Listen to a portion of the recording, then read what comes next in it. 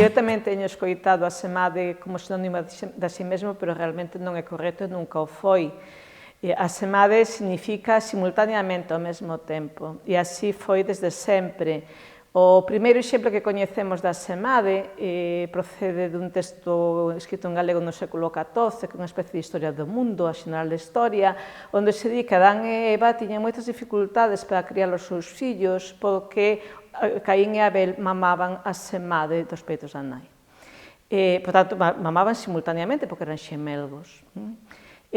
Tamén, máis tarde, temos testemunhos de Sarmiento, Fray Matías Sarmiento, que recolle en testamentos e na contou na Pontevedresa o significado de a semade como dun golpe, dunha soa vez. E así, por exemplo, hai un home que manda que se digan 30 misas e pide que se fagan a semade, é dicir, non ano tras ano, nin mes tras mes, non todas, nun mesmo tempo, nun curto prazo de tempo, non?